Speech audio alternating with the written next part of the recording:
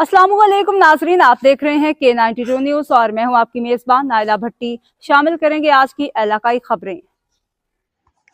कराची शाहराह फैसल थाने की पुलिस की जानिब से दो नौजवानों हसनैन जानी और हसीब केमटियों की बिला जवाज़ गिरफ्तारी और मुकदमा दर्ज करने के खिलाफ सिंध अवामी सत और गिरफ्तार अफराद के लवाहिकीन की जानिब से डिस्ट्रिक्ट ईस्ट प्रेस क्लब के सामने एहतजाजी मुजाहरा किया गया।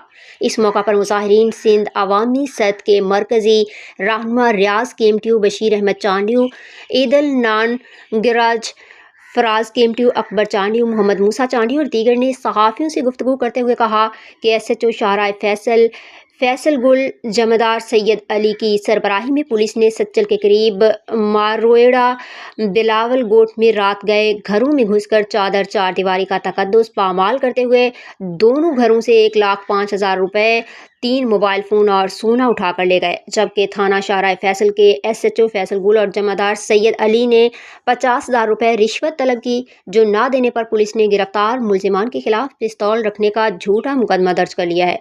उनका कहना था कि पुलिस हसनैन और हसीब को बिलावल गोट सच्चल थाने की हदूद घर से ले गई, जिसके सबूत हमारे पास हैं, जबकि उनकी गिरफ्तारी गुलिस्तान जौहर ब्लॉक 13 से जाहिर की गई है। उन्होंने IG Sindh, DIG SSP east से दरख्वास्त की है कि थाना शाहराह फैसल की पुलिस की ज्यादती का नोटिस लिया जाए। दूसरी जानिब राबता करने पर SHO शाहराह फैसल ने बताया कि दोनों अफराद को गैर कानूनी असलहा रखने पर गिरफ्तार किया गया है। डकैती की 40 से जायद वारदातें और 3 अफराद जख्मी करने का एतराफ़ किया है।